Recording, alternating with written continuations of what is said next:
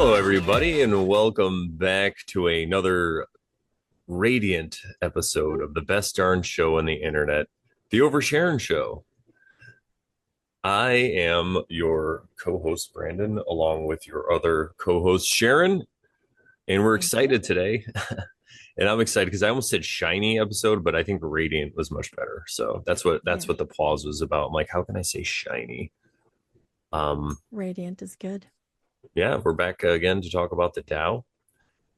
And but before we do that, guess what? We're gonna read a quote. All Today's right. quote is something to chew on, we'll say. It's like chewy beef. What is Chewbacca? that? Short rib or one of those that's like kind of oops. No, that's right. I don't know why this does this to me anyway.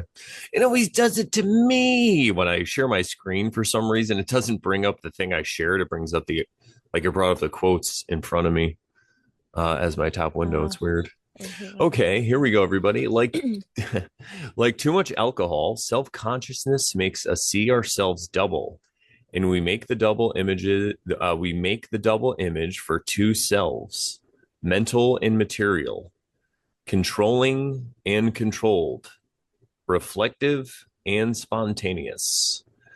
Thus, instead of suffering, we suffer about suffering, and suffer about suffering. I think, And that's Alan Watts, everybody. wow. That takes can we contemplate on that? Can we break it down a little bit? Yeah, 100%. This kind of goes in line with what's been kind of blowing my mind lately about Alan Watts. I've been checking out a few of his lectures now. I'm no new guy to Alan Watts. I've definitely listened to a bunch of his lectures before, but it's just funny how timely and how synchronicities work. Something will come across your feed and you're like, oh, well, let's watch this. I started off like a 9 minute video and then I found more that were like that. But basically, it's the whole concept. And we talked about it a little bit when we had that episode with Joe and Spoons. Shout out to Joe P and Spoons, that amazing episode 119. Go check it out, everybody. But I was talking about the symbolic reality versus the real reality. And this is really what they're talking about. So, what he says now, when you see double, like too much alcohol, so when you drink, right, that's the thing you're seeing double. They always make fun of it, right? But Hmm. what's going on here is uh, self consciousness. So, our ego, I guess you could say, makes us see ourselves double and we make the double image for two selves. So we have the mental self and we have the material self, right? We have the controlling self and the controlled self. We have the What reflect. the controlling self is the mental and the controlled is the material? So the controlling one, well, yeah, I guess you could say it that way. Yeah. And the reflective one is the mental and the Material. spontaneous one is the material. Yes, because reflective, I think it means more like, like reflecting on yourself, right? Yeah. And then so instead of like actually doing the suffering, we mentally suffer about the suffering. And then we Yes. suffer about suffering. I don't, that one is more like that last one. The suffer about suffering about suffering.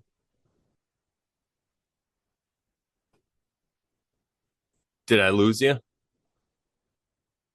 All right, we're back. We had a slight technical difficulty, but we were talking about suffering, about suffering, and Indeed. our quote. And like I was saying, it so there's this symbolic reality versus our what's really out there. So it's kind of like when we give a name to something like a car and trees and grass. Like when you look out the window, you see all these things.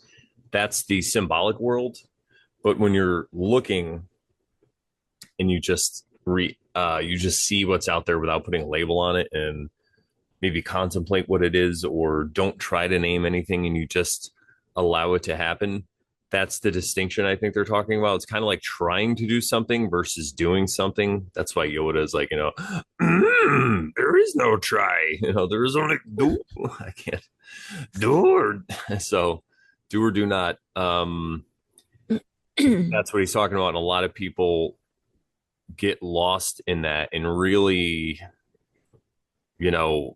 what I'm starting to see is that if you could see yourself as perfect, there really is no work to be done other than accepting yourself and everything about yourself fully. And that's kind of like we talked about letting go, because you're letting go of these ideas and feelings and ways that you think you should be in the world. And I'm It's just going to look at the quote oiled. like too much.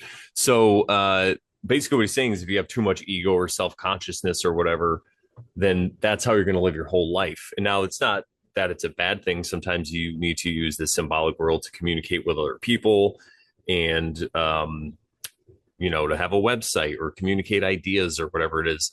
But when you're communicating with yourself, this is what he's talking about. When you're in your head, you don't always have to constantly be narrating like what's out there.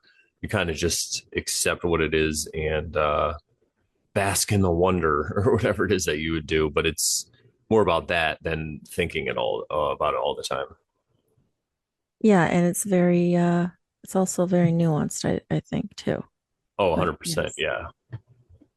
Yeah. So, well, that all said, I am pulling a card from the I Ching deck that I have, and I pulled number 53, which is a steady pace, wind above, mountain below.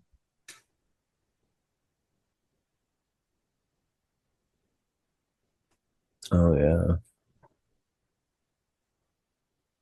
And 53, I will read. Wow, I opened pretty much to the second page of 53. So there you go.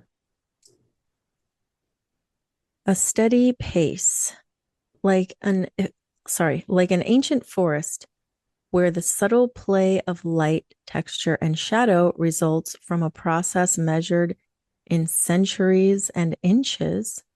Things of lasting value develop gradually at their own pace. The ability to learn from experience, one of humanity's greatest treasures, implies constant yet gradual progress.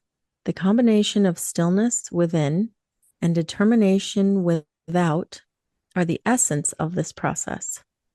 Good things can sprout quickly, but the truth delightful take much longer. Sorry, the truly delightful. Good things can sprout quickly, but the truly delightful take much longer. Like a beautiful tree on a mountainside.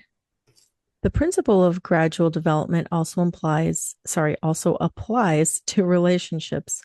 For love, marriage, and other long-term partnerships, the best progress is slow but steady, slow enough to allow for bonds to knit properly, and steady enough to keep moving in the right direction. I like that. A firmly rooted tree has deep roots and is not easily toppled. Steady development of your depths is what makes sustainable long-term progress possible. You can't expect to have everything all at once. Development must be free to run its course. Events must be allowed to unfold in their own natural time, neither rushed nor manipulated. In this way, you will achieve and enjoy long-lasting relationships as well as success in the world. Nice. I love it because, oops, I didn't, because, it's what we've really been talking about and what we talked about episode 119. I talked about if you're going on a trip to like Myrtle Beach from Connecticut, the halfway point's like Delaware or whatever, Washington, D.C. Like you're in Delaware and you're like, why the hell am I in Delaware? I want to be in Myrtle Beach. It's about realizing that the journey is the destination. As corny as that sounds from all these like inspirational quotes and stuff that you see online, right? It's true. There's so much truth in that. Because if you could accept yourself for how you are right now in this moment, then there's nothing you need to do, right? Because, and what I mean by that is, sure, say you want to quit whatever you do, like if you have a habit, right? Say smoking, there's a good one, and you want to quit. So you could try to stop smoking, and that's worked for a lot of people. They just quit cold turkey or whatever. But the other thing that you could do is accept it about yourself. Be like, I like to smoke. This is what it is. It's okay that I smoke. It's fine. You know what? It's okay, because most, or even some, will say some addictions or habits or tendencies will be let go of right away as soon as you acknowledge that they're okay. It's kind of like we're doing it as to be rebels a little bit, or to be, Mm, you know, hmm. whatever it is. It's like when it's like how I don't like, people don't like to be told what to do, but if you use like reverse psychology on them, you can, so it's kind of what it reminds me of. Yes. It's like, so, but if you could accept that you're okay with it, and then it won't bother you. It's like we, with eating, Sharon and I have talked about eating and fasting and surviving off the light and all this stuff. Say you want to clean up the way you eat, but you can't. You find yourself snacking or whatever it is you're doing, and you're upset about it. I think the best course, and you could just try it. Maybe it won't work, but hey, just try it. Just accept yourself. Be like, it's all right that I'm going to eat right now. I'm going to accept it. It's fine. I love my body how it is. I'm perfect how I am right now in this moment, or else I wouldn't be here. If I wasn't perfect, God wouldn't have manifested me in this way. I'm on the journey. I'm in Delaware right now. We're eating Cheetos in Yeah. Delaware. Yeah. We're going to be eating grass-fed steaks in Myrtle Beach when we get there. Like But for now, we got Cheetos. Cheetos in Delaware. We're having a good time. Like we have bologna sandwiches in Delaware or whatever. But Oh my God. and I think that and that's the thing too, because when you're on that road trip, it's great, because you could, the whole time you're on a road trip, you could be looking at the clock, counting down the hours, getting mad at everything that happens, or you could be looking around at the scenery, look at these trees and look at the water and the bridges and look at all these license plates. You could play games with the numbers of license plates. That's what I do when I'm driving a lot. I just look at all the numbers and how they line up and numerology or whatever, but it just keeps my mind off the fact that I'm not where I want to be. Because I am where I am, and that's where God put me, if you look at it that way. So, Yeah. Good points. Um, it what I was thinking about while reading that was like it was talking about relationships and how they develop. And I was we talked about this on old shows about like how to how to meet people. Like it was early, really early on, like maybe even was it episode 6 and 6.6? probably, yeah. Yeah, because that's the love card, right? Yep. Yeah, I think so. We talked about it like really early on, um, about just getting to know people, and it's like the card was saying, or the reading was saying, like you build friendships, you build the relationship. You don't just jump in because, fools rush in, they say, right? Yeah. And, if you've done that, that's okay. We've all done it. We've all rushed into something. And in, in looking at relationships, especially if you take your time and you get to know people, then you have a better idea of if you are getting yourself into something that you really do want, or if you're just jumping into something just because. Because you're afraid to be alone, really, right? Yeah. That's Yeah. one of them, or you think that's what everybody else wants for you to do, so you do it. Yeah. There's a lot of reasons why people rush into relationships. And I'm grateful that I had I guess, the upbringing that I did to know that building character, or at least learning to find someone with the character that I wanted, or that was at least a good character, Um, I'm so glad I did that. But yeah.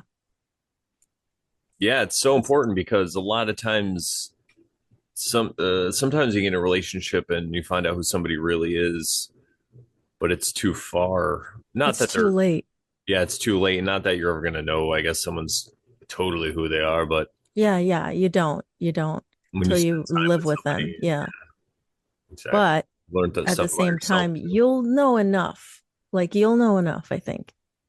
Um, and the things that you like, if you've known them enough, and the things that you find out later, later, if you move in with them, maybe those things won't be like deal breakers. They'll just be like, well, these are things that we just have to figure out. And they're they're what people have to figure out anyway, you know. But it's not that on top of all the other stuff you overlook because you're just rushing into a relationship, Yeah, right? Yeah. exactly. And Exactly. like the book said that you just read, it's taking it slow, one step at a time, uncovering those layers, like peeling an onion one layer at a time, kind of. Mm-hmm. So yeah, that's I love that. Very applicable to the whole card. I think was very applicable to what we've been talking about lately. So it's great. Peeling the onion. Yep. Don't cry when you peel that onion. You might Oh, cry. I don't like cutting onions. It's funny. I maybe it's because I I work make Cody do it.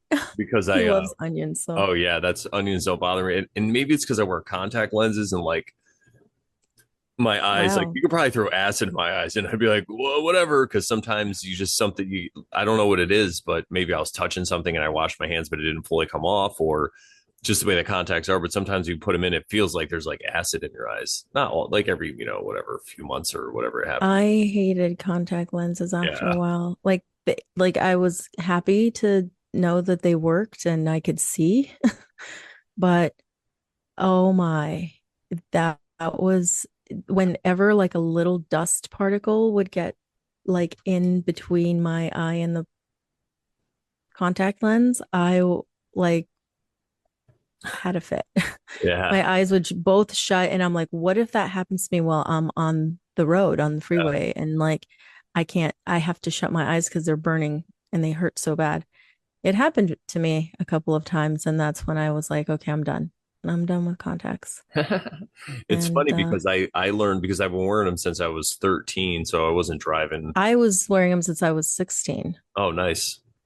So then, Yeah. yeah, then but and I don't know, maybe it's just whatever, but I ended up being able to get over that. So even if my eyes are burning and I shut them, I could still open them and just like allow it, especially if I'm driving and something happens. That's a But good way to like allow and yeah, let it be, right? let it be. And it's the Yeah. same thing if you drink something and a part of it, like a little water goes down the wrong pipe or whatever, and you Hmm. start to cough. There's a way to just relax yourself and kind of let it go and not have such a crazy reaction to it. And that happens to me quite often. So I'm always like, oh Well, no. So, sometimes that would happen to me, like you said, and I could cough, but back in the day when this was an issue, like my whole oh, your throat. vocal cords would close and Yeah. then I couldn't breathe like at all. And I'd have to stop and pretend that I was intentionally doing it and just wait until I could breathe because otherwise the panic would make it worse. And I talked about this on a show or two, but yeah, it was very scary. And sometimes I was like, I might die right here. Like this might be my last breath. So So be I'm it. like, I don't know. This might be it. But you faced it. And that was the thing, right? So you faced your fear and you allowed it instead of pushing Like it back and panicking, there right? was Instead of, no choice. yeah. Like Well, you could have if panicked. I knew if I knew, sorry, if I panicked, I knew that panicking was Yeah. only going to make it worse. So I was like, you cannot panic. You cannot, you just have to wait. Just patiently wait for it to open. And if it doesn't open, you're gone. That's okay too, I guess. I was like, this may be the moment. That in that whole way of looking at things, especially with your throat or breathing or your eyes, it's a good discipline because if something does happen, you could not panic. That's like one of the most anytime a dangerous situation comes up with fear involved or a life-threatening situation, in that moment, if you could make that distinction like you did and you said, listen, if I panic, I'm gonna fucking that's it, I'm gonna be dead. It's like when I was drowning. I've told that story so many times. Or I almost when I was swept out to sea by the undertow. I mean, same kind of thing. So I don't know where I was going with this. Oh, but it does lead also to anger. So it's the same kind of reaction. So that's a physical body reaction if you have like your eye stings or you're kind of Mhm. choking on something or whatever. But it's the same thing with anger. If somebody triggers you, there's that space that you can cultivate before you react, where you could choose to act in the way you want instead of just having a reaction that's like a reflex, where you just lash out in anger or whatever automatically. You have that time to stop yourself and think about it. And it's the same thing. You get that stinging and the burning because somebody might have said something that pissed you off, but you have to sit with it. Well, you don't have to, right? So what I'm saying is If you choose want to let it go. you choose to sit with it just like you would your eye was burning or your throat was you had some issues. So it's all the same thing. It's just like an automatic reaction. And these are things we're just never taught. Think about how much more valuable school would be if they taught you things like this. In the Marine Corps, they taught you how to, you had to go into the gas chamber with a gas mask on and then take it off. And you had to take a deep breath of riot gas, CS gas. And What kind of gas is that? it's called CS gas. It's, they use it for riot control, but when you breathe it, it just feels like everything's really dry. It's like being near a fire when you breathe in the air, and then it's just like slices it's crazy. It just like burns everything. So everyone comes out like with snots hanging out and crying, like their eyes are watering. But the reason they do it though is if you're in a situation where it's like a deadly gas, then you already have experience with it, right? And I think like if they did that in schools, that would be great with things like choking. I mean, not that you should choke out kids or whatever, or maybe swimming or something, away. Like the initiation ritual of trying to drown someone, like that's the original baptism, perhaps. Yeah, yeah, exactly, exactly. Just throw them in the water, let them figure it out. But if there was like instruction before that was done, and you talked about even if you had kids meditate and talk about the mindfulness or whatever, and then whatever. I'm not going to design a school, but Yeah, I think it yeah, would be yeah. valuable to do something like that because those are skills most people would just freak out, or like when they're sneezing, people don't know how to stop themselves from sneezing, stuff like that, where they're all just, yeah, they're Or involuntary reaction. hiccups. Yeah, hiccups. Yeah, same thing. That's the one that's like it's like almost involuntary and you really like have to try to just be with it and let it be. Or like, I mean, I've tried like doing the whole hold your breath or whatever, and sometimes it doesn't work. Have you tried But taking like, deep breaths? I don't Because know. I Maybe. years ago I was told, and I don't know if this is true or not, but they said that you have hiccups when you need more oxygen sometimes. So your Okay. body's like sucking it in. I don't know, but normally I just take deep breaths and relax, and it seems to chill it out. But you can also scare people too. I think you could. Yeah. I've done that. I did that to Elizabeth recently. She's like, "How do you? Are you supposed to scare?" She's like, "Can you scare me?" I'm like, "I don't know." It's just like, ah. I guess scared everybody in there. It was great. Funny. All right, we're going to be talking Uh, about the Dow today. That was a good car, though. I mean, it really made us talk for at least like 10 or 15 minutes. So that's great. So speaking of the Dow, let me just pull up the correct slide. Verse 49. Verse 40, oops, 49, which is a 13. So let's see if there's any magical correlations Hmm. with death. All right, 48, 49. Here we go. I'm going to share this. Do we do one at a time? Like first you'll read through it, but do should we do one at a time? Yeah. Okay. Yeah. I'll read through and then you read through and then we'll go back and break that verse down. All right. Well, you guys know the drill. And if you're new or if this is your first Tao episode, welcome and thank you for watching our show. What we do is we have 4 different versions of each verse of the Tao and we go through and read them. And then after we're done reading them, we go and break them down piece by piece. So today's First quote is from Stephen Mitchell's translation of the Tao in 1988. The master has no mind of her own. She works with the mind of the people. She is good to people who are good. She is also good to people who aren't good. This is the true goodness. She trusts people who are trustworthy. She also trusts people who aren't trustworthy. This is true trust. The master's mind is like space. People don't understand her. They look to her and wait. She treats them like her own children. All right. Dwight Goddard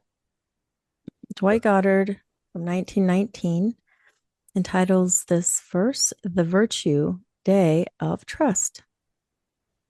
The wise man has no fixed heart. In the hearts of the people he finds his own. The good he treats with goodness, the not good he also treats with goodness, for day is goodness. The faithful ones he treats with good faith. The unfaithful he also treats with good faith, for day is good faith. The wise man lives in the world, but he lives cautiously, dealing with the world cautiously. He universalizes his heart. The people give him their eyes and ears, but he treats them as his children.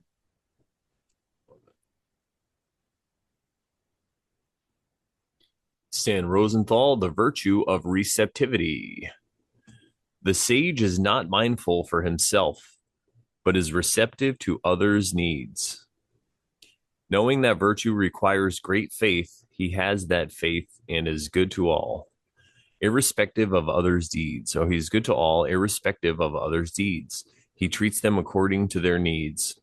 He has humility and is shy, thus confusing other men. They see him as they might a child, and sometimes listen to his words. Good for them, the ones that listen.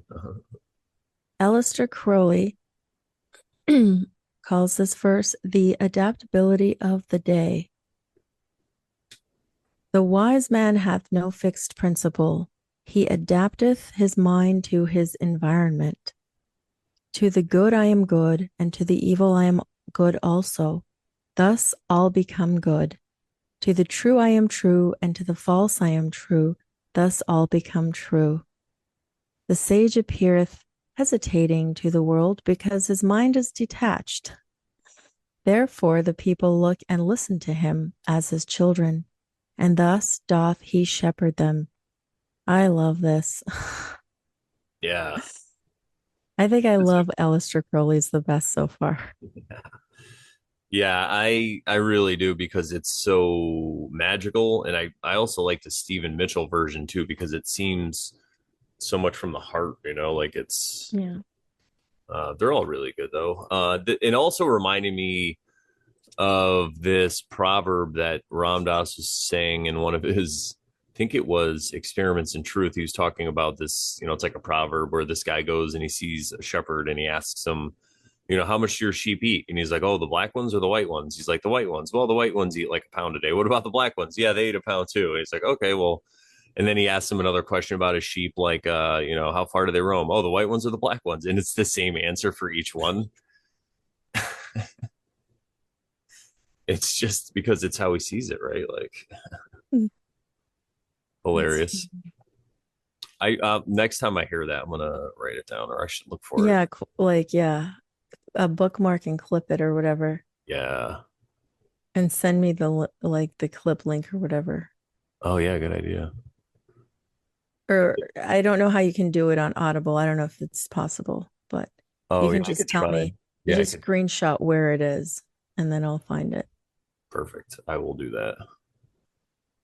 So, all right. Well, now we're gonna through and break everything down. The master has no mind of her own. She works with the mind of the people. So this reminds me of kind of looking at things from not an egoic way. It's like when you transcend the ego or whatever, not saying you're destroying it, but you put it back in a proper balance and you see that maybe you aren't the center of the universe from a selfish way. So this goes along with accepting all that. So if you're a sage or a master, then your mind, excuse me, um, then your mind or maybe your ideas, and this works on different levels. So I'll just take, use one as an example. It could be even, it reminds me of those who know don't talk and those who talk don't know, where if it's like what we were talking about before we recorded also too, if you have someone who's into a certain religion and you're friends with them or whatever, and they're just talking about that religion, people like us with our view and stuff, we might say, hey, did you ever think about this or whatever? And you want to try to get in there and give them ideas and open up their mind a little bit. But what if they're not ready to open? If it's like a clam, if it's not ready to open, you could crack the shell if you don't open it right. And that's kind of what would happen. You'd crack the shell and you could ruin that friendship or whatever. People might not feel the same or however it is. So this is saying the master has no mind.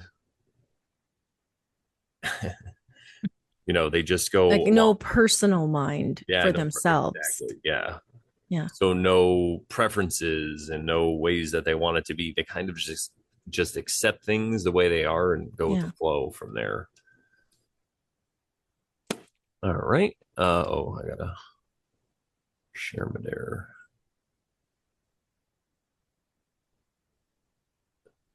She is good to people who are good. Also good to people who aren't good. This is kind of like the golden rule. Mm. Treat everybody how you want to be treated, regardless of how they treat you. Jesus' teachings of like turn the other cheek and stuff. Yes, exactly. And we don't have to beat the dead horse about self-defense and all that stuff. And really, we're talking about internal stuff too, everybody. So even if you have to defend yourself if someone's trying to hurt you or slap you or whatever, you're not doing it out of anger or out of being a victim. You're doing it out of the mind frame of You're doing compassion, it out of love. understanding, and Of out of what? love. Yeah, exactly. This You're is do it's like the whole Bhagavad Gita discussion. Like I guess in the Bhagavad Gita he does he say anything about doing it out of love? But like to to me that's what makes killing sense. people. Huh? Yeah, when he's talking about killing people in the war and Yeah, stuff. like it's like maybe out of duty, Yeah, but it's out of a duty, out of like your dharma, and also the other thing he that Krishna says to Arjuna, Krishna being God in this scenario, he's like, you're not killing any of these people. He's like, I'm Krishna. I'm the one who's really killing them. You're just my instrument. You're like a finger puppet. And these are the people over here. This is you. And you're like, I'm going to kill them. Like that's kind of what he's telling them. And so you don't have to do it in a rage. You could just do it out of, like we were saying, compassion and out of dharma and duty and really what you're doing. And we're talking about self-defense here. So if someone's, mhm. coming at you and it's a life-threatening situation, you're just acting to preserve your gift of your physical being. Like if you just sat there and were if you just sat there and it's funny because I just saw a David R. Hawkins clip and it was from an Instagram channel that I follow. It's like Law of Attraction, and they try to sell you a lot of stuff on that channel, but they also It's share a lot weird. of I don't good understand memes. that channel, but Yeah, yeah, yeah. like the clips are cool, but I don't understand what they're trying to do. Yeah, yeah. Well, I think it's one of those manifesting things too, where Yeah. they're Yeah. trying to get you to sign up so they can teach you how to manifest or whatever. But I just let that go. But they shared a David R. Hawkins clip, and I was like, cool. It's like a 4-minute clip, and he was talking about that exact thing. So, uh, which is, shoot, I lost my train of thought. What exactly? Compassion, I don't know, Self-defense. self defense. Yeah. Passivity. There we go. Thank you, Sharon. So he's saying being passive or surrendering. Like the person asked, what's the difference between surrendering and being passive? And he's like, well, when you surrender, you just let go. But when you're passive, it still bothers you. You're just not doing anything about it. And he said, like, if you lay Mhm. down in front of a tank or a tiger, he said, if you lay down in front of a tiger, they would just eat you or a mountain lion, I think he said. But if you I've seen just, that clip. yeah, he's Yeah, like, you go ahead. stand up straight and you stare it in the eye and you make noise, and that's what self defense would be, you standing up for yourself, looking your attacker straight in the eye.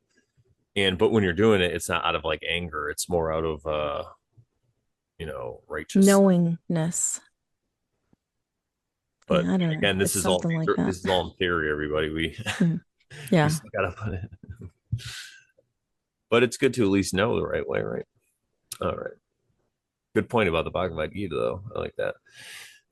This is true goodness. She trusts people who are trustworthy.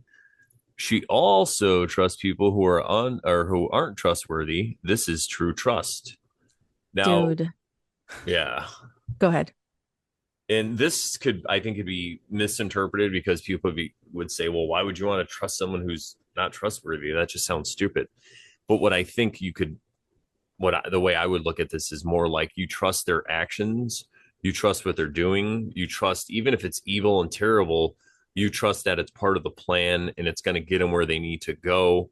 So you don't have to judge them, is really, I think, what this is about, you know?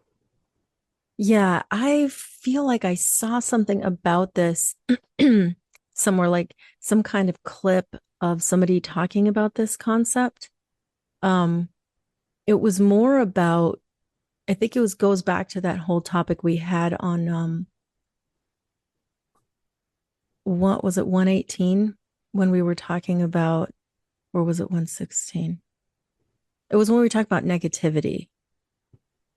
Was that one? Uh, I'm looking. Are you looking? One, yeah, sorry. No, no, you're good. You look then, because I think you're Yeah, I forgot which one it was, just whatever. But anyway, watch them all. we were talking about negativity, and uh I had seen something, some video or something that was talking about when you have this negativity and you're constantly thinking the worst of people, then you manifest that around you. That's the energy you bring, right? So when you like naturally, when you just believe the best of people and you just trust that, you probably aren't going to attract the people who are untrustworthy. So that's kind of what I was gathering. Does that make sense? Yeah, no, 100%. That I don't know what the video said, but it was that's what it made me think of. That's what it reminded me of. Perfect. Yes, it's very paradoxical, but it makes sense somewhere. Okay, the Should master. I do you're gonna do that part or should I do Dwight Goddard? Oh, yeah, you're right. Okay, do Dwight Goddard. Yeah, go ahead. All right, the virtue day of trust. The wise man has no fixed heart. In the hearts of the people, he finds his own. Now that's similar to Stephen Mitchell, but except he says heart and Stephen says mind. So that's interesting. Um, Yeah, that's I guess you would use the word mind more in the sense that you were referring to it earlier when we were discussing that particular part where it's more of like all is mind, it's all made up of mind.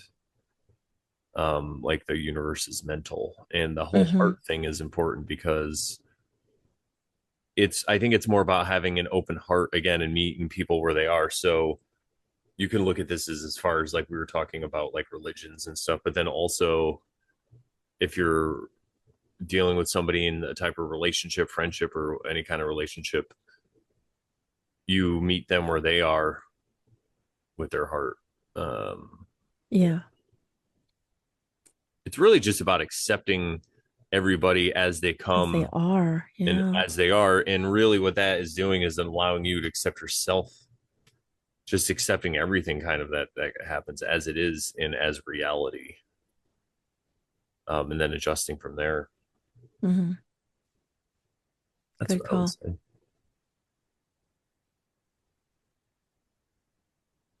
So the good he treats with goodness, the not good he also treats with goodness. For day is goodness, day is virtue, as we've mentioned before. Um, so he treats everyone equally, right? And he, if he's kind to the people that are kind to him, it's like, I think it's like what that scripture says. I think Jesus said it, like, if you're kind only to those who are kind to you, like even like normal people do that. Like, Yeah. but Don't the what is it? publicans do the same or whatever? Yeah. Yeah. What does it take for you to be kind to those who aren't unkind to you? Not everybody does that, right? Nope. Um, the faithful ones he treats with good faith. The unfaithful he also treats with good faith, for day, or shall we say virtue, is good faith. And Stephen Mitchell uses the word trustworthy, which I think that is a helpful translation because Dwight Goddard is kind of back in the, early 1900s. So he's using good faith, which is fine. But I think trustworthy helps you see that um, you're talking about someone who you can like trust to do what they say they're going to do, et cetera, right? That's, I guess, faithful and good faith that is too. But sometimes a word like trustworthy is helpful. So I think we explained that earlier. 100%. And before we move on to the next, breaking down the next verse, I just want to say that a lot of this stuff, and I kind of said it earlier, but to reiterate, a lot of this stuff is maybe it's easier to start too, but a lot of this stuff can be applied inside, being kind to others. And it's just about how you think about them at night. Like before you go to bed, if you have somebody that's really bothering you, you just wish them well. May you be safe, may you be happy, may you be healthy, may you live with ease. It's a loving kindness meditation I was just playing. It's by Sharon Salzberg. I haven't listened to him forever, but it's part of this audiobook that I have. And I was playing it for Elizabeth just the beginning because she explains about loving kindness. And it really is that if you could do that, because then when you're around people, it'll be easier for you to be nice to them in person, even if it's somebody that you don't like. And I found in my situations anyway, I can't speak to most others, but in my situation, when there's somebody that I don't like and I have some kind of adversarial role, like when I used to work in a car business, there was this lady that like everybody really didn't like, but she was like worked in the office or something. And I was the only one who would actually say something about it to her, and it wasn't really mean, but I guess I was kind of being mean. But I was just, being my INTP informative self, like, you're being a bitch. No, I'm just kidding. I didn't say that. But what the other people around me though, it seemed like because I was doing it, it was okay then now it was like open season on this lady. So I think you also have to be mindful of that, how other people perceive you when you're treating somebody. And if you start to treat people kindly that aren't treating you kindly, like you said, no one else does that. That's what the Bible says. That's what Jesus said. No one's doing that. Like Maharaji, no one knows, no one thinks I know anything. Like, but it's that Jesus is like, nobody ever does this and you should. And you're really going to stand out. And I think it's not like we're doing these things to make ourselves look better in front of other people, but it's going to make you feel better inside because there's not all this turmoil going on. You're letting your victim narrative go, really, is what you're doing. Because if someone's bothering you with their behavior, that's your problem, right? Technically, it's kind of your own It problem to is. deal with. If you want to have a peaceful center and have that calm ocean inside, then if that is being affected or triggered by other people, that's not their fault. That's your fault. That's one way to look at it, everybody. Yeah, it's always about you because you are, quote, reacting, right?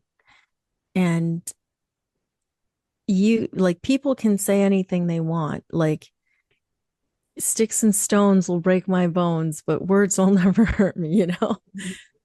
They shouldn't because first of all, you shouldn't necessarily take what someone says about you as true about yourself. I mean, it could be, but you don't have to take it personally. Like um the Toltec wisdom tradition talks about in what's his name, Don Miguel Ruiz, in Yeah. his Four Agreements book, which I read a long time ago, but I forgot. I need to read it again. But yeah, don't take things personally. And um the other thing that you made me think of in talking about this is, and I was thinking about this the last several days because again, we talked about it on that. We talked about stuff on the show about the negativity show that we did.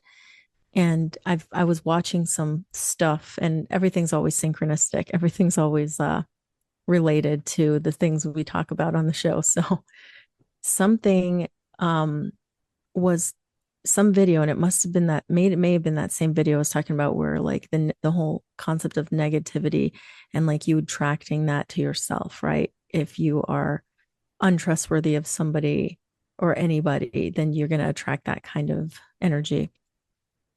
But anyway, I think whoever was in this video was saying something about, or maybe it was a book I was reading, I don't even remember, about treating people, even if somebody has something negative to say about them, like, oh, they're this, that, and the other, I wouldn't hang out with them, or I wouldn't this, that, and the other.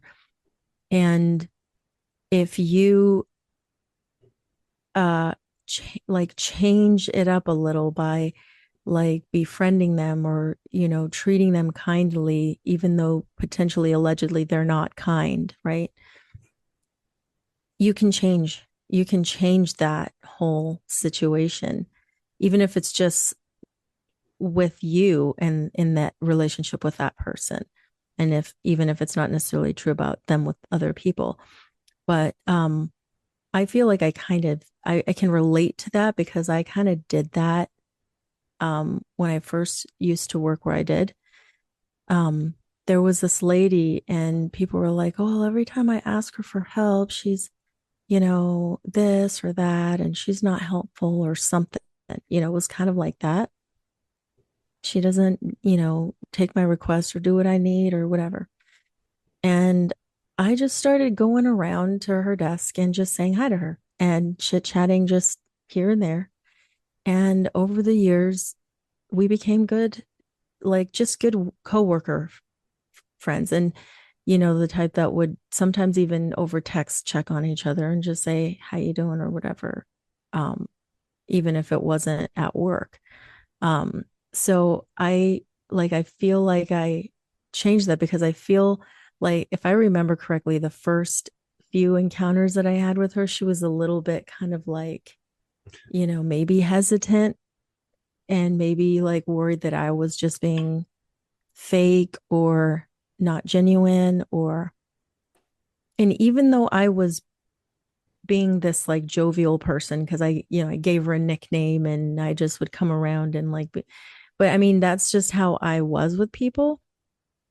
Um but I decided to kind of do that for her because you know we all needed her help in some regard, and so if she was in a better mood she would be more helpful. So in some ways, yes, it was a little bit like, okay, I need you, so I'm going to be nice to you type of thing. But at the same time, it had a good effect too, right? Because it it kind of changed her dynamic, and I feel like she was not that I knew her before because I met her when I worked there, but like I feel like she became a more like interactive, like more happy type person over the years. Um, and maybe I contributed to that. I don't know, but I'd like to think that I did. Yeah, it makes sense because that's the scenarios like that have happened to me a bunch too because I'm a capybara, el capybaro, and I've it always happens where I end up friends with the person who's like the curmudgeon, at a plate like a car dealership's perfect example. Like there's this guy in the parts department, and everybody's like, "Oh, he's such a pain in the ass," but I just Mhm. wouldn't deal with his shit. I was in the Marines, like he's not gonna say shit that's gonna bother, like you know what I mean. So I'd go back there and I just bust his balls back, and then it got to a point where after a while if I needed something he'd be like hey, and he'd be saying hi to me and joking around, and I think what happens is people, this could be one scenario, I'm not saying it's everybody who is like a curmudgeon or whatever, but what happens is they get hurt, and they might view that they're hurt because people aren't accepting who they are, so maybe they were broken up within a relationship or whatever. So maybe they think it was because of that they're this terrible person, right? So they act like this terrible person around people. So this way people know who they are. And if it pushes people away, fine. That's their view is like, fine. If it pushes them away, and maybe this is even unconscious, right? I'm not saying that they're planning this out, Oh yeah. but right, they could be like, fine, if I push them away, then or if they get pushed away by their real me or whatever, then that's fine. They weren't going to be friends with me, and they were going to hurt me anyway. They were just going to leave me once they saw the real me. So I'm going to show it to them right up front. And it is also a way of testing people too. Women do this with men a lot. They'll test them even unconsciously or subconsciously because they need to know that they're going to be safe with their children or whatever, and if they're going to have children or just their being like out in public, they need to know that this man's going to keep them safe and not lose his mind, right? That's why a lot of times I think people do get into fights who are in relationships because the women, it might seem like they're instigating a fight, but what they're really doing is subconsciously testing this man to say, hey, is he going to be cool and keep his head? If I'm just this 120-pound, whatever, 140-pound little lady and I'm breaking his balls, what's he going to do when there's like a couple of men or whatever? Is he going to keep his head? But in that same way, I feel like the parts guy, getting back, and maybe the lady you're talking about, they were giving us a glimpse of their true self. And if you just let those walls come down, that's what it is. There's just these walls. But usually when someone puts up walls, another person puts up walls too. It's like they bump into them. But if you can treat them with kindness, just like this verse is saying, to tie it all back in, they're going to melt inside. You're meeting them where they are, right? You're not trying to Yeah. push your agenda on them. You're just you're allowing them to be them. And I've noticed this also in a situation where in the wedding business as a DJ, I might work with a maitre d', and sometimes I get a maitre d' and they seem like a real jerk at first. And I'm just cool. I just accept it. Like they'll say something that might be a little short, rude. I'm like, all right, cool, whatever you need. And I just keep doing that. And then I think what happens is they start to feel bad. And then they treat me better because they feel bad. So the rest of the night, they like kiss my ass almost. You know what I mean? So it's amazing what these little principles can do. And you don't even think that. You're like, well, if someone's a jerk to me, I'm just going to be a jerk to them, because a lot of people go around with all this anger. There's like this hidden anger below. It's like a pool of oil that's waiting to be struck and have a geyser. And the thing that strikes it is anyone that pisses them off. And then all of a sudden they're just like, bah, and they unload their stuff. And I know because I do it. And I catch myself doing it now. And I try to stop myself. And it's funny. I just start laughing in the middle of being angry. But anyway, I think it works well because it's like the true work. You're working on your anger, you're doing all this stuff, and all you're doing is being nice to this person. And why not? Who cares? What does it cost you to be nice? Like Sharon said, the only reason you want to react is because you're taking it personally. And that's what I want to bring up. I thought about this while you were talking. I watched that Bashar clip that Joe P put in his Contemplations of Spirits channel. There was a short clip of Bashar, and he was talking about, in a roundabout way, about not taking things personally. And he said to the guy, he's like, hey, if somebody came up to you in public and said, I hate your orange socks, they're so ugly, but you have white socks on, you're going to be like, what? It's not even going to bother you because it doesn't relate. It doesn't compute. Like, this guy's got it wrong. But he goes, it's the same thing if someone comes up to you and says, you're an idiot, you're stupid. It's like, no, you're not. They have the wrong view. And if you look at it that way, instead of saying, oh, I'm stupid, and then you use that interaction as now an opportunity to unleash all your anger, and right, that's the other option. But instead of doing that, if you just accept it, right, and not take it personally, and just say to yourself, I'm not stupid, this guy's, I think oh, I can't hear you. Are you muted? Oops, yeah, I was muted. Sorry. No, go ahead. I was going to say, to take that analogy further, or whatever anecdote or whatever you want to call that, you could even say, okay, you could also say that random guy that came up to you and was like, you're an idiot, you're stupid, XYZ. You could also be like, okay, the guy doesn't freaking know me, so what do I care what he thinks about me? But now substitute someone who does know you and someone you are close to, like your partner or your close friend or your sibling or your parent, and then they say something like that to you. that's going to be a little bit more difficult, right? To write off and to be like, no, I don't care what you think about me, even though you should still not care what they think about you, because they're coming from their whatever view that they have, that their own upset, their own wound that they haven't healed. And, you know, that's even a more difficult, I guess, thing to work on, right? Yeah, yeah, 100%. And I would say if that's the case, the way to not take that personally, to attempt that, is to just say that, why is this person saying this? Mm-hmm. Anything you could get in between what they do and your reaction, any space is a win. So if you could get a space in there to even say, why are they saying this? What is it about them and they can't accept about me? I'm perfect. They're perfect. Why? You just do these little things, and Why as can't long, they see that they're perfect too and that yeah, everything's perfect? exactly. And then you could And all, it's usually a misunderstanding, yes, yeah, a lot of it. exactly. Well said. So that's all. That's what not taking things personally is all about. It's a great concept. Yeah. All right, let's get So back. what we're going to do the first part of Stan Rosenthal now? Yes. No, the second part is Stephen Mitchell, right? Or No, no, no, no. The your first first part. part Yeah, of you're right. You're right. I was thinking of when you read the whole. Okay, because you were like, I really like Aleister Crowley's version, but that's when you read the whole verse. Yeah. Okay, Stan Rosenthal. The first part of this, it's entitled The Virtue of Receptivity." The sage is not mindful for himself, but is receptive to others' needs. I like this. I think Mm-hmm. so far out of all I the, love that. yeah.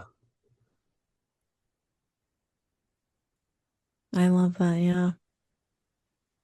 And because receptive is such a great word, because they're not saying that you're like bending over backwards to please this person, right? Because that's when you get lost in people pleasing territory. Mm-hmm. You're just being open and receptive. You're just accepting what they're saying. Somebody could tell you, I'm a serial killer. And I've killed 30 people and I'm trying to stop. You could freak out automatically and be like, what the fuck's wrong with you? Or you could just sit there and be like, all right, fuck, man, I don't agree with that shit. That's heavy, but That's you're some heavy accepting it, stuff. right? Yeah. It's an acceptance. And what that can do also is, and not that this is our responsibility by any means, but if you do want to change people around you, if you do see people that you wish were more awake or more spiritually awake, if you accept them for who they are, then that will lead them to accepting themselves more.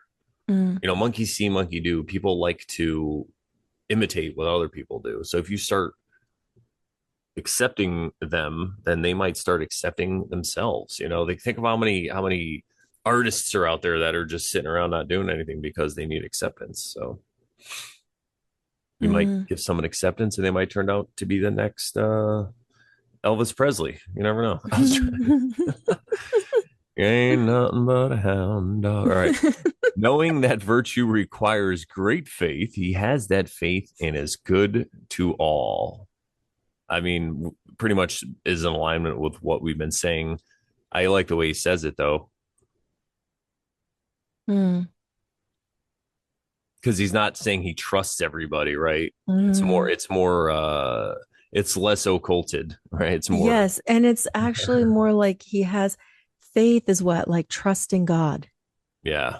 Basically, knowing that virtue requires trust in God. He has that trust in God and he's good to all, right? Or trusting the plan of the universe, right? Yeah, Yeah, the yeah, plan or God or the yeah, universe, yeah, 100%. right? Yep.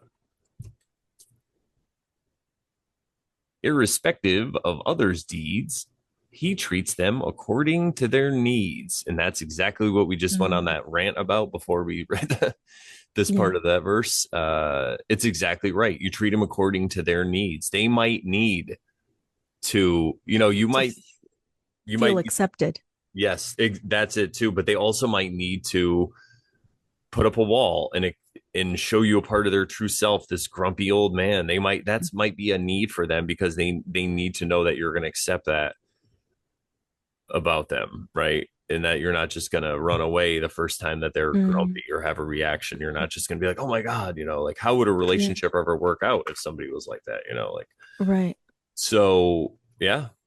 I don't go ahead if you have something to say. I think I'm done with that one though. No, I like that. The whole like relationship thing, because as much as I had a difficult time in the relationship that I had, the 8 year long relationship I had, I I got accused by him of not accepting him the way he was. And in some ways, that's true. Um, and so if I didn't do that for him, he was just going to feel not enough, right?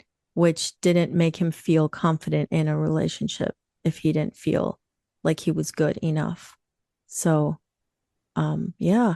And that's why this is so nuanced. Because if somebody said, "Hey, Sharon, did Sharon do the right thing in that relationship?" Yeah, she got out of away from a person who was displaying narcissistic tendencies. But if she knew about this acceptance stuff or whatever, right, and just say this started manifesting in a relationship you were in, that's a bad example because I'm not talking about Cody.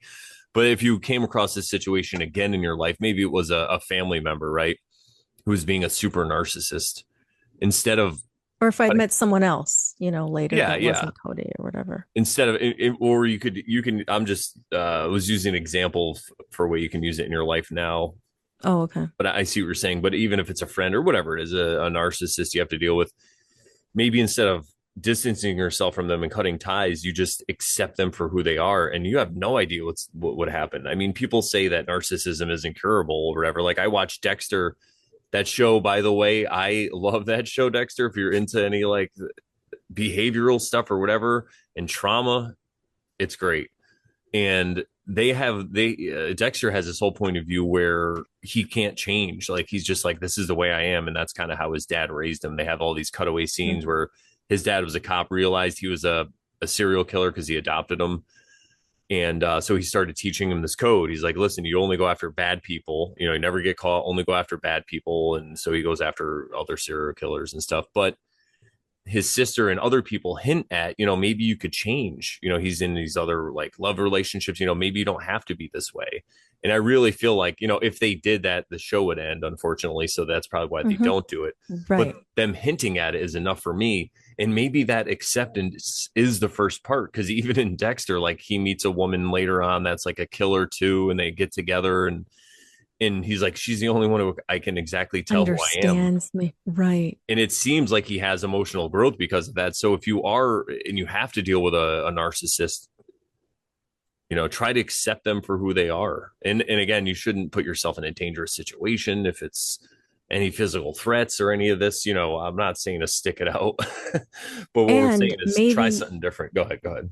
yeah. And maybe you do have to go through the stage of distancing yourself first. Yeah. It's kind of like the whole concept that we talk about of like when you first become aware of like all the things in the world that are like harmful or evil or like, oh my God, Wi-Fi is poisoning Does this have people and fluoride in it? this has fluoride in it. I can't drink this kind of water. Like The you Wi-Fi. distance yourself from those things, you avoid them, and that's okay. Um, but the the point is not to go back rushing to them because it is okay, but it's that whenever you encounter them again, they're not going to affect you because you already know, like it's this like knowingness. It's crazy because I've been reading uh the book Power versus Force by Dr. David R. Hawkins. And so in the audiobook that I have, it's probably the original version, but the PDF, the ebook that I have it's like an updated from like 2012 or something like that. And he has like an intro or like a preface that he wrote about himself and like his kind of like short little thing about almost like life story type of thing. And oh my God, I want to read that on the show or something because it is powerful. It's huge. And it really shows how like what I just said, he said it.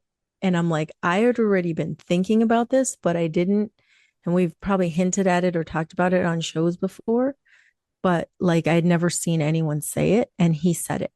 And it was like, oh my God. Because it was like he was saying basically that in kinesiology, people who are next to or near these things that are like considered harmful things like aspartame or you know artificial sweeteners and blah blah blah, it's just et cetera, right, that they do test weak, their body goes weak, right? But he said for spiritually uh adept people, or I guess people who like are like higher consciousness or whatever you want to call it, it doesn't affect them. And I'm like, dude, what have I been saying for like, I don't Yeah, know if I think I feel like we've been saying it on we the have show been like that. saying It's that like, because we talk about eating. We're like yeah, sometimes like, you're out to eat, and I don't. yeah, Where you're does just this? like, I don't know what's in the food, but like, Yeah, it's where'd this not, chicken come from? yeah, I am a being of divine light and this is not going to harm me. Like, And this is light. It's all. yeah, This is you energy. I'm energy. yeah, so we just have to know that. But like again, going back to the concept of like the narcissist or whatever, it's not saying that you run to it and you just like you're like, oh, I'm going to be this person's best friend and I'm going to change them and I'm going to blah blah blah. No, it's not about that. But it's about like if you encounter it, it's not going to affect you, basically. Yeah, it's And like you may letting affect it go. positively. It's just like letting go because maybe it affects the people who hold on to things. If they get a Mm-hmm. toxin in their system, they're holding on to it. Even so, as above, so below, if you're holding on to all these feelings and emotions and you're shoving them into your shadow, maybe also the toxins get shoved into like the shadow part of your physical body, right? It works Mm-hmm. probably all the same way. So if you're just lighthearted about it and letting it go and it's just going through you, I don't think it's going to affect you in the same way. You know, Yeah. even you can even look at psychosomatic illness and how people make Mm-hmm. themselves sick. And you Mm-hmm. could say that if somebody thinks something's bad for them and they keep eating it, well, then logically they're going to think that they're going to have to get sick one day. So guess what? Their body's going to make them sick one day. Especially if they're afraid of it. You manifest a lot of times what you have secret unconscious fears about. You manifest it because that process is just trying to help you. It's trying to give you the situation to say, hey, it's not that bad. Here, look at it again. Look at it again. Look at it again. Is it that bad? And we're going, yeah, it's still terrible. It's still, no, I can't Yeah. do it. When all you have to do is open your eyes and face it. And just like the litany against fear, it'll allow it to pass over and through you, and you're still going to be there. We're still going to, and if not, you're going to be dead. And guess what? We all You're die going to be one in a, day anyway. yeah, and we're going to be in a better place because we all go, not that we all go to a better place necessarily, because I don't know what happens, but from the perspective of a lot of people who have near death experiences, etc., they just go to this place. It's just like a, a place where you don't have a body anymore, but like you're kind of in almost like a peaceful type of state. So it's not, I don't know. I don't know what tormented people. I don't know if there's tormented people that have had near death experiences that go to a different place. I don't know. But like most people's like near death experiences are that they're just in a place of peace. So like if you worry about it, maybe you do go to a place that is hellish. Who knows? I just had a couple hiccups. I'm laughing, but no, you're 100% right. And what I could add to that, I can even take the position of a somebody who's not light and love and who's somebody who's a pessimist. Mm-hmm. Say when you die, you go to a shitty, evil place and it's terrible. It's inevitable that we're going to die and we're going to go somewhere else. There's nothing we could do to change that. Maybe our behavior will make it better. Then work on your behavior. But my point is that if it's going to happen anyway, there's nothing you can do about it. So enjoy your time here now. That should make you enjoy your time here now even more because it's like it's a It's like a ripe strawberry. It's not going to stay ripe for long. Enjoy it now. It's like the whole YOLO concept, right? Yeah, yeah. Like I You only guess that's live good. once. It's good for something, right? Every time I Yes. hear YOLO though, I'm like, yeah, this lifetime. You only live this lifetime once. Yes, this set of circumstances and this I think it's a unique set of circumstances. You know, maybe we'll never be here exactly again. Maybe we're here Exact. millions of times. We never know. But Yeah. what we do know is that there's this gate, this portal called death that ends us, right? So why not That just takes us somewhere focus? else. Why not Yeah. focus, like you said, you only live once? And I know what you mean. Maybe there's reincarnation and you live again, but right now, this exact set of circumstances, as far as we know, this is the only time this happens, and everything changes. So nothing's going to be like this. You know, a lot of people want to be. It's just like the Myrtle Beach, Delaware thing. It really is. You know, it's like you're gonna get there when you get there, and right now you are there. You are already it. You just don't know it. You like if people knew the power that they had inside them, they wouldn't be in despair. But it takes faith and trust. You got to take that leap of faith. You got to just like in Indiana Jones, Sean Connery. I know I brought this one up before, but one of the trials that they had to go through when they were going to get the Holy Grail, it looked like they're in a cave, and they came to this part where it looks like there's just an opening, like a chasm, and Yes, on the other but there's like side. a skinny bridge that you Yeah, can't see. there's a skinny bridge you can't see. So he just had to put his foot out and have faith. And he did it and it stopped. And And he's like, whoa. And then they threw the dirt over and realized it was like a place, uh, it was a bridge. And they show the side angle. yeah, That's what it takes. And it's a really scary. camouflaged bridge. Yeah, camouflage bridge. And there's always a camouflage bridge there for you if you want to take it and step it. I think it's the way this reality works. The Mm. reality is more at our mercy, but right now, because of a lot of people's minds set in my point of view and stuff, the way they see the world, they're at the mercy of the world. And really, it's just like we say all the time, you're either a slave to your mind or a master over your own mind. And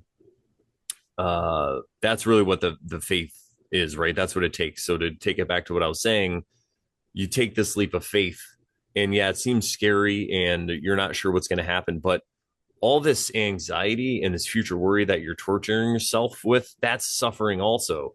So if you could trade that suffering for this other perceived suffering that you see because you think if you take a jump or a leap, it could be dangerous. You could fall on the rocks and die. I think if you could see that both ways, if you don't take that leap of faith, you're still going to suffer, is what I'm saying. So you might as well at least take the leap and do something different and break a pattern, right? Yeah. And I was going to say, if you really trust God or the universe or the realm or whatever you want to call it, um, and you think, oh, I might fall on those rocks and die. Well, maybe that was your way to go. And maybe, so yeah, I don't know. You died I trying, just, yeah, right? You died trying. You took that leap of faith. That wasn't on you, right? That you're at that point, you're right. It's on God or the universe for whatever reason. It's your time. And yeah. I'm not saying to just jump off a cliff, And everybody. I wouldn't say that like if that was your time, that was just how God meant for you to go. And that's a good thing. I wouldn't say that was a punishment or something, Yeah, yeah, good point. right? Great point. All right.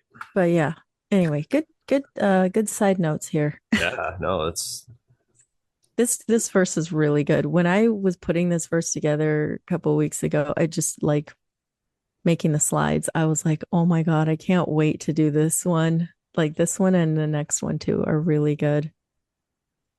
good. See everybody what you have to look forward to. It's amazing content that we give you guys every Aleister Crowley. Yeah. Didn't mean to cut you off there.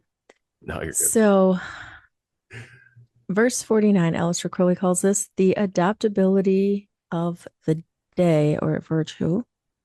And it's funny because Dan Rosenthal says the virtue of receptivity, and Dwight Goddard says the virtue of trust. So, we're talking about virtue here.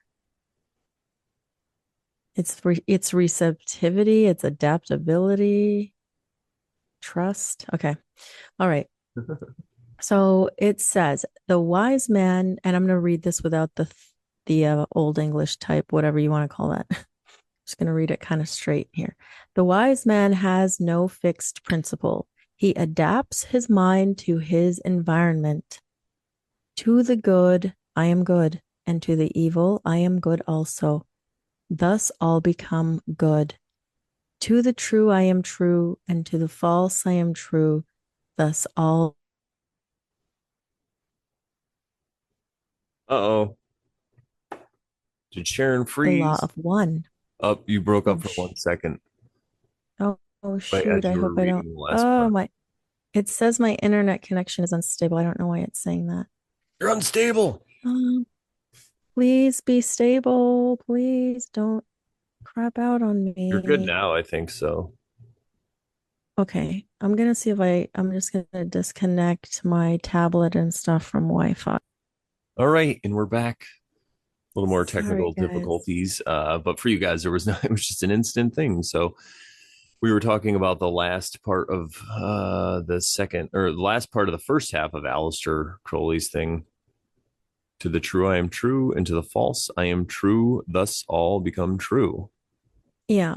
And I was going to say that this reminds me of the law of one because everything, no matter if people polarize negative and people like want to be as quote evil as they possibly can, um, eventually they can only go so far in that direction and then they'll just flip positive. So before they get to seventh density or I can't remember if it's sixth or seventh at some point, that's when the flip happens and then they can't be negative forever. So it's very it's kind of encouraging and it gives you more compassion for people who are, quote evil in the world or whatever. You know what I mean? Yeah,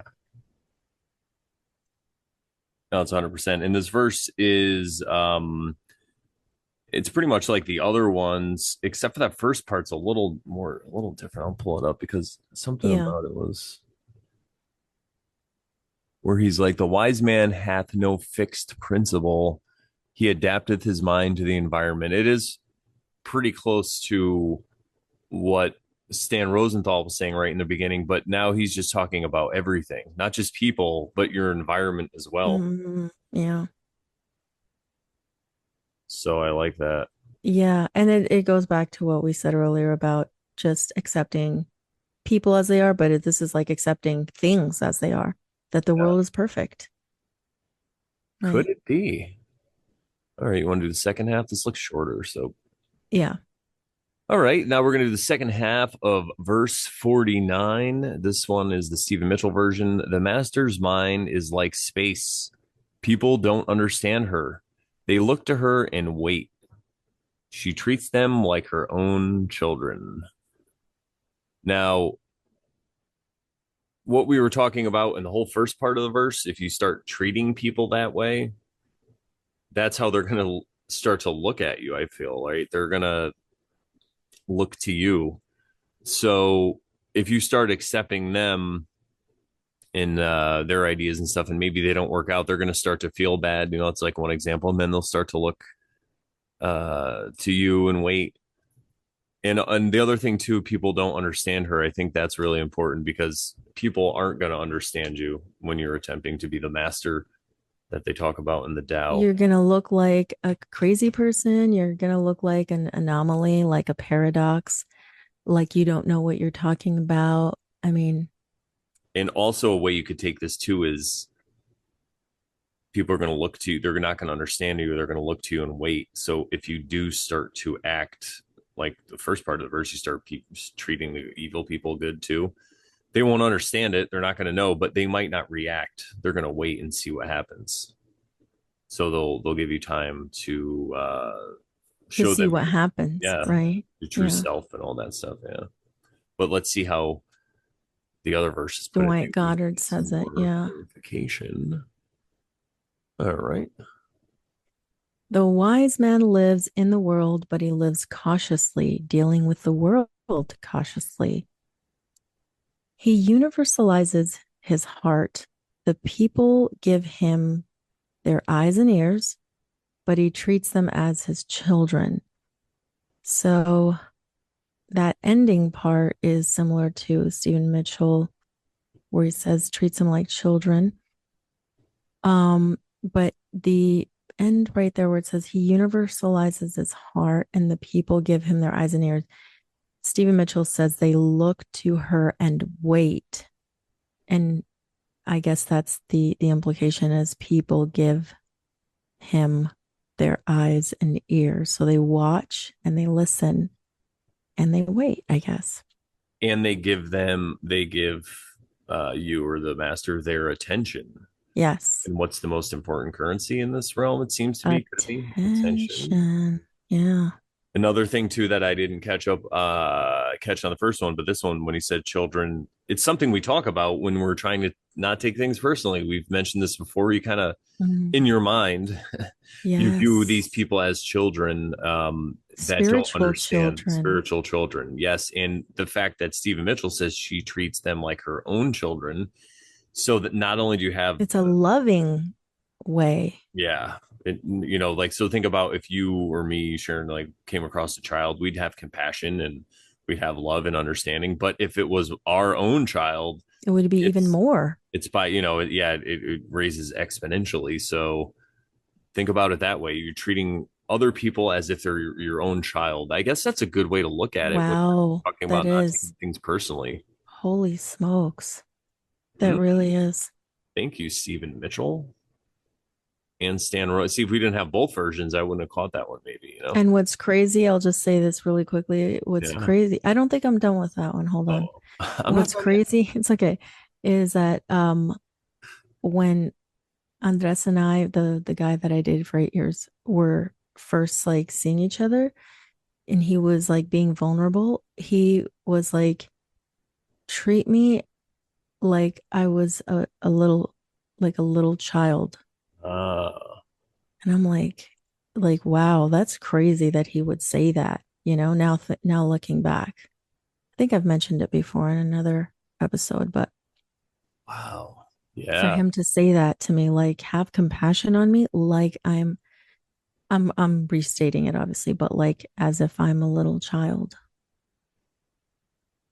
And he Go ahead if you had go something. ahead. No, go ahead. I was just going to say it's funny because if you do truly listen to people, if you embody They tell you.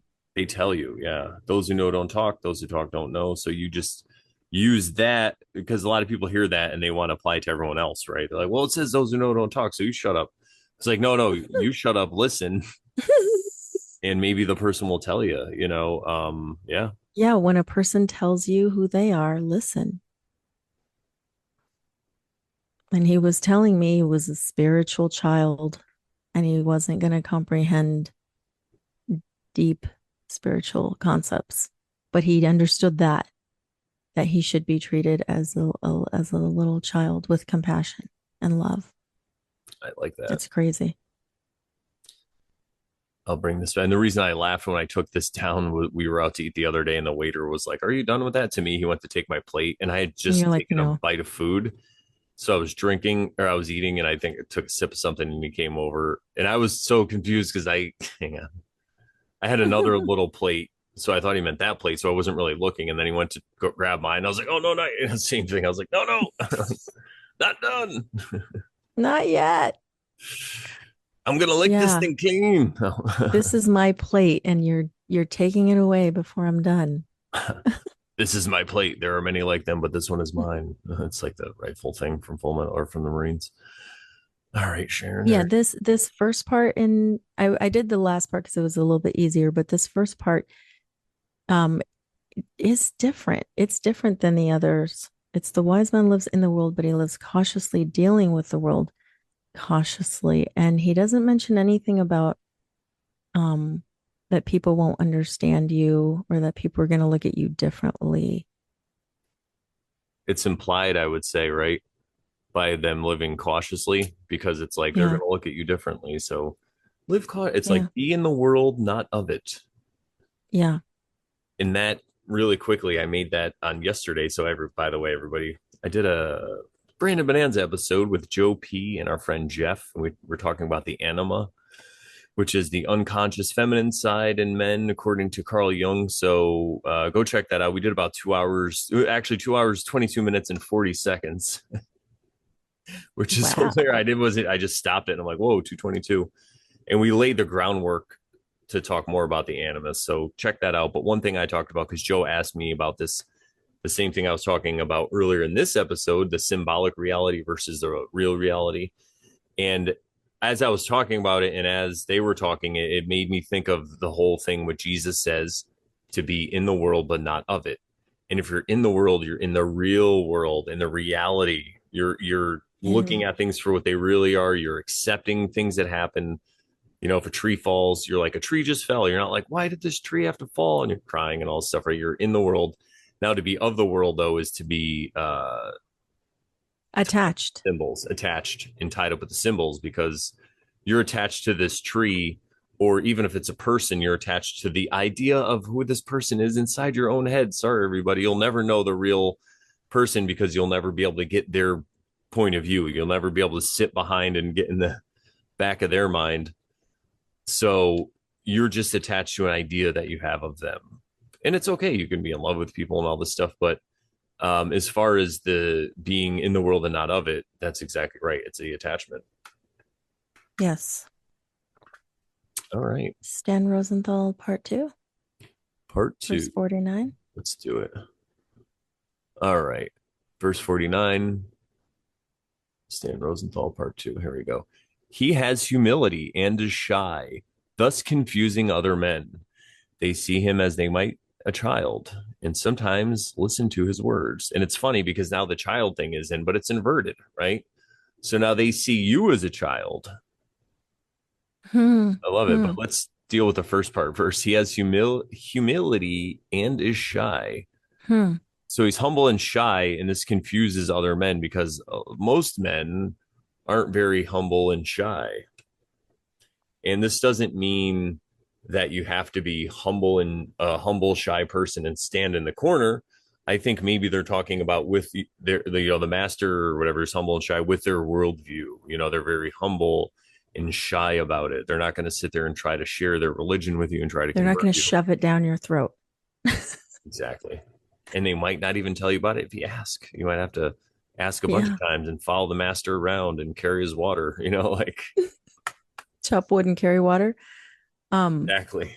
The Dwight Goddard version says he lives in the world or deals with the world cautiously and he lives in it cautiously. So that's kind of goes a little bit with the being shy and humble, right?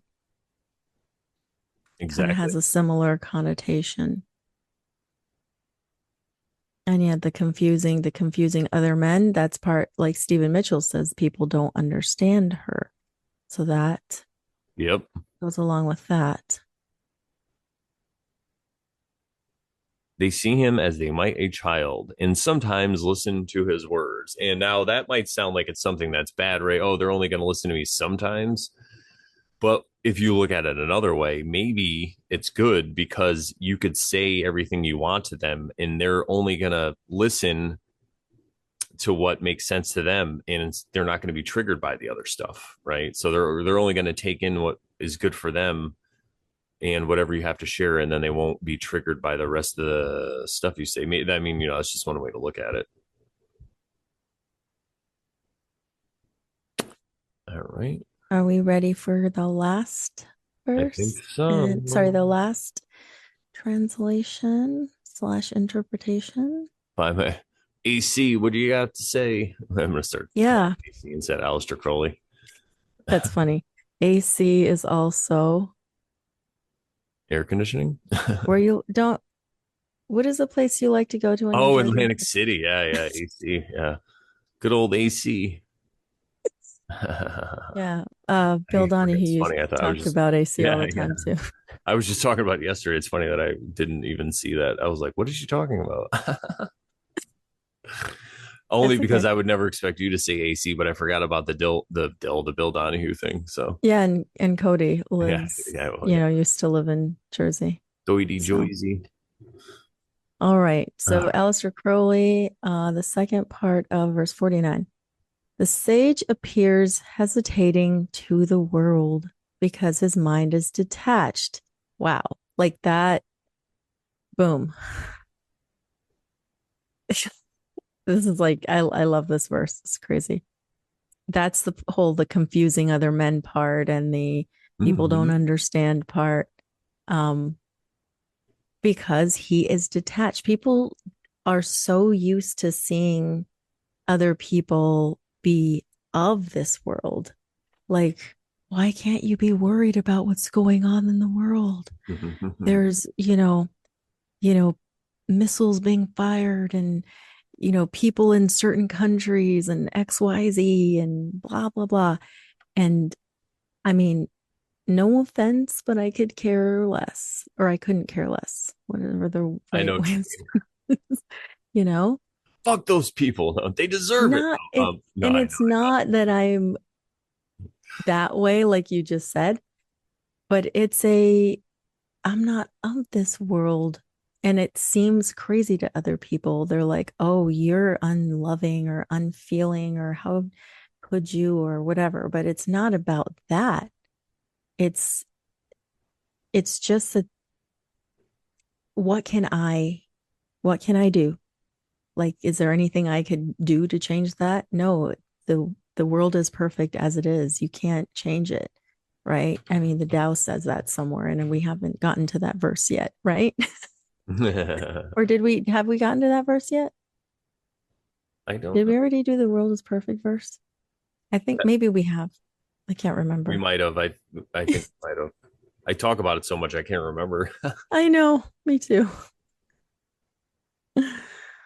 But Yeah. yeah. So therefore, not I'm not saying that I'm the sage, right? But it's this approach, right? We want to approach that master, that sage. Um, and so we'll appear as if we're hesitating, as if we're not grounded, as if we have no foundation to stand on. That's going to be what it appears like. It reminds me of the story of Ram Dass talks about going to India for the first time and he went to Benares, which is the city of the I dying. was just thinking about Benares. Yeah. Wow, go ahead. And what he said was he saw these people just laying around everywhere waiting to die. All these people, they were like starving and had leprosy and they were just wearing like a loincloth. And they all had one like coin so they could buy the fire sticks for their pyre, for their funeral pyre, because in the Hindu faith, it's believed that if you die there and you're burned and released into the Ganges, then you're going to go to heaven. It's like the thing you got to do. And so the first time he went, he was scared. He said he was hiding under his bed in his hotel room. And then when he went back after he kind of changed his worldview on things, he saw that those people actually had pity for him because he Yes. was walking around this Westerner all fat and like had his checks and was worried about all this stuff. And those people knew exactly where they were going in their mind. They're going to heaven. They did it. It was the end of their life. They were happy. They were fulfilled Content, fulfilled with life.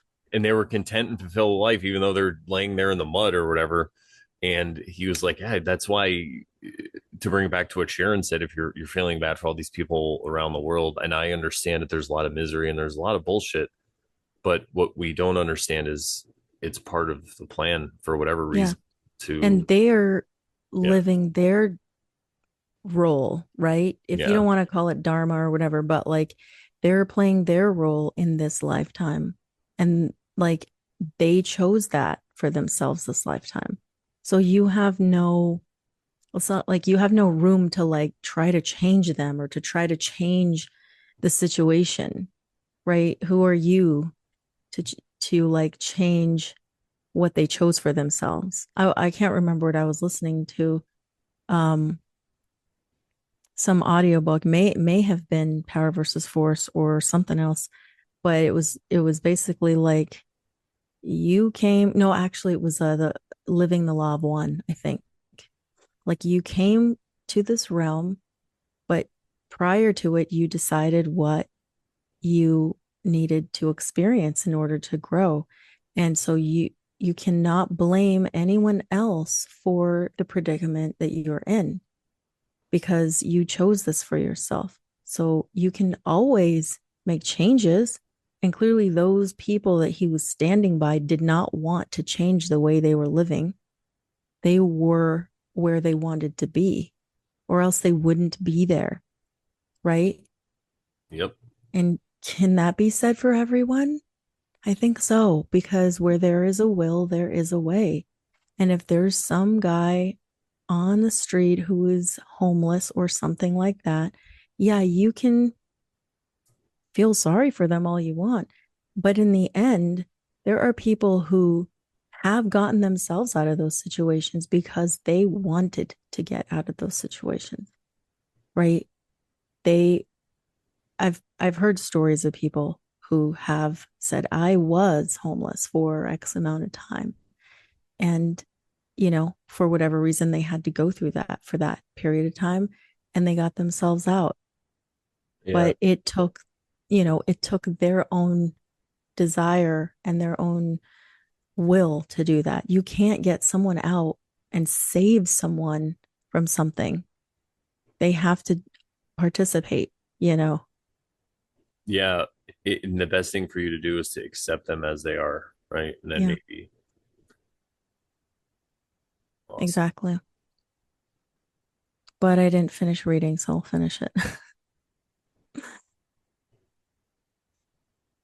So, therefore, the people look and listen to him as his children, and thus does he shepherd them.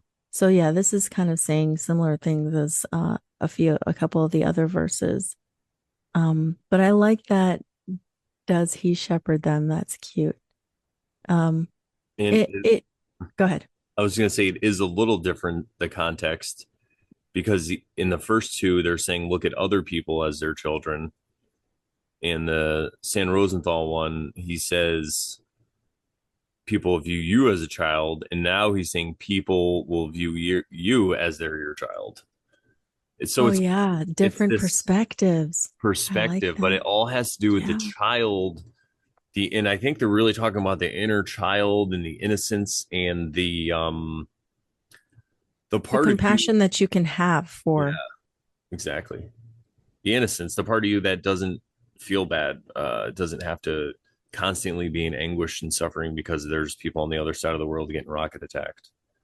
Yeah, because children are oblivious to that. They don't know anything unless it's right next to them or right around them. Yeah. So, can you be as a child? Like Jesus even said, become as a child to enter the kingdom of heaven. And it's like, be here now, be in your space, be in the present moment.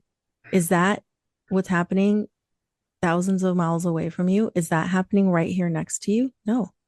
So it it's not that it shouldn't not concern you, but it's just that it shouldn't be like a main focus and an attachment for you.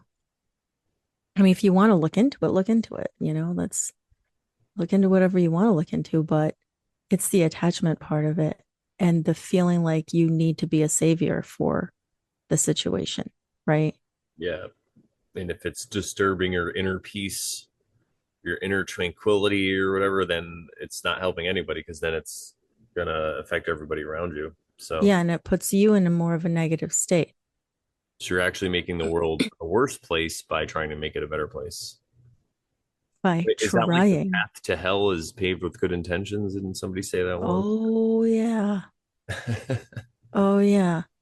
Um, and just I guess just to riff a little bit on this, like the shepherding them, it kind of makes me think of people who need a guru, people who need um the right hand path of like someone to tell them how to do.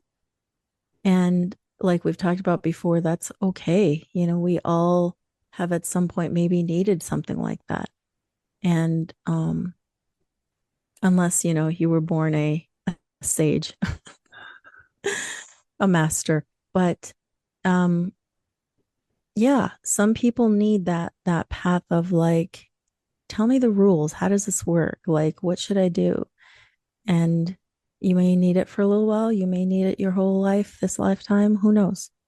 But there are people who can be that, the sage, the master. But the thing with that is that they're very few and far between, I would say. I mean, Ram Dass's guru, Maharaji, was like few and far between, and he didn't really want other people coming to him.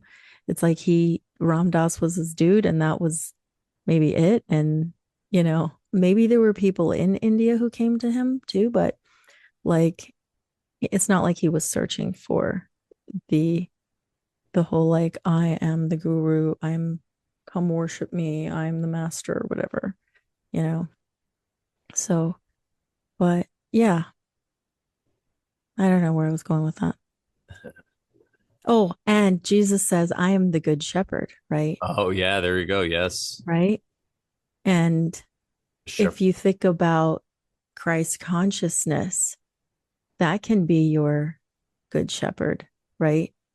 The divine within you, your deep intuition of what good is, that can also be your guru. And you might say to yourself, well, why should I be the nice one if all these people are being rude and not accepting me? Why shouldn't I? But a shepherd, though, think about it. A shepherd, yeah, he might be taking care of the sheep, but he's also benefiting off of the sheep. He's selling their wool and all the stuff he's using for meat or whatever it is. He's And using it for like warmth. yeah, um, so in that way, the sheep kind of become, I hate to like say, children.